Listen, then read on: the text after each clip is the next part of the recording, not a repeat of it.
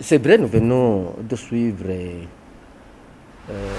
un exposé très très riche et très intéressant sur les conflits électoraux et leurs causes, leurs conséquences et les alternatives de solutions.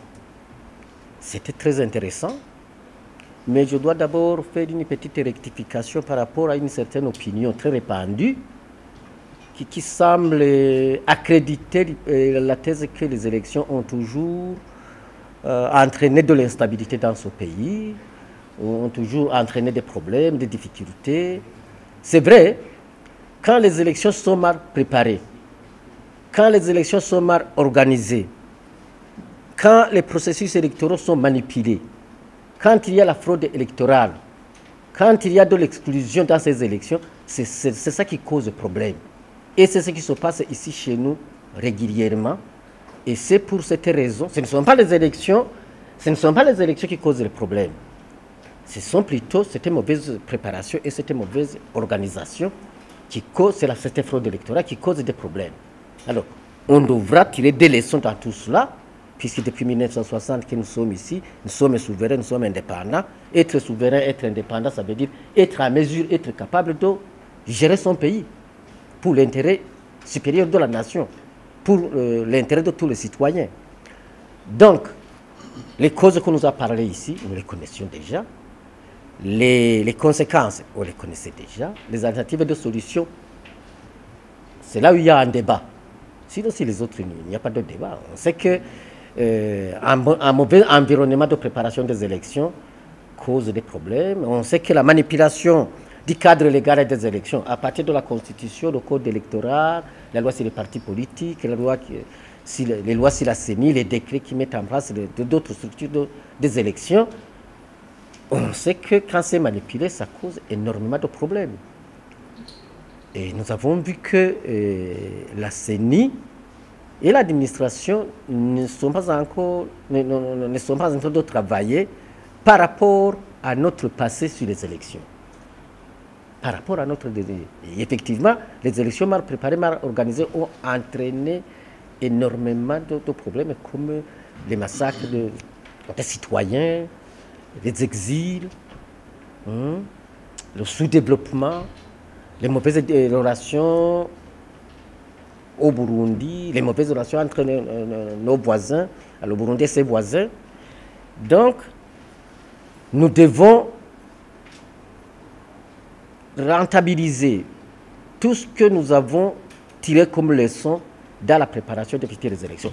Vous avez entendu que nous allons entrer dans un cycle électoral d'à peu près, en tout cas au-delà de 5 élections. Hein? Alors, on nous a dit qu'il y a un impact sur les élections mal préparées, mal organisées, sur les visions 2040-2060.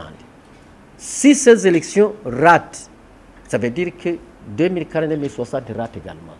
Ça veut dire que la pauvreté, la misère, le chômage vont s'aggraver et il faudra alors que chaque intervenant, à partir des institutions du pays, l'exécutif, le législatif, le judiciaire, la CENI, les partis politiques, la population elle-même, il faudra vraiment qu'on s'implique pour que ces élections de 2025 réussissent.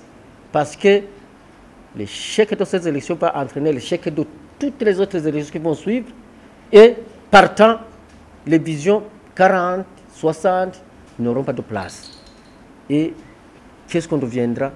Je ne sais pas.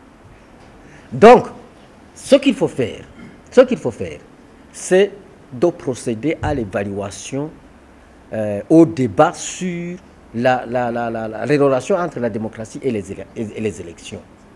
Pour voir si réellement, et nous avons réellement compris ce que nous cherchons dans la démocratie, dans les élections. Nous avons condamné les monarchies. Nous avons condamné la monarchie. Nous avons condamné les régimes militaires. Est-ce qu'il y a allégé mieux? En tout cas, si on interrogeait le citoyen aujourd'hui, il va vous dire que la logique du pouvoir n'a pas changé, que le pouvoir est toujours concentré entre les mains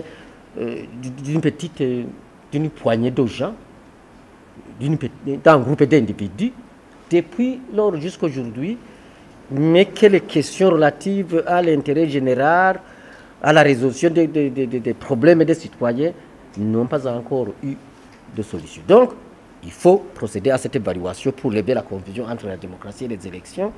On a indiqué que les élections ne sont pas un événement ponctuel, mais un processus. C'est très très important. Il ne faut pas se focaliser uniquement sur les élections qui peuvent durer une journée, alors que la démocratie peut durer 100 ans. L'ensemble de tout ce qu'il faut pour gérer une nation. Il faut aussi évoluer ces processus électoraux et constater où est-ce qu'on a buté et corrigé. Il faut aussi il faut la mobilisation générale de la population autour de ces élections. Et ça, c'est d'abord le rôle du gouvernement, c'est le rôle de la CENI, c'est le rôle des partis politiques, c'est le rôle aussi des confessions religieuses, vous aussi des médias. Les confessions religieuses, il faut contribuer à ce que les prochaines élections ne ratent pas. Et il faut vraiment être conscient parce qu'en État souverain indépendant, nous avons décidé de gérer notre pays, de gérer son patrimoine à travers aujourd'hui les élections. Il faut que ces élections amènent à l'égémie. Si les élections n'amènent pas à l'égémie aux citoyens, vous comprenez la suite.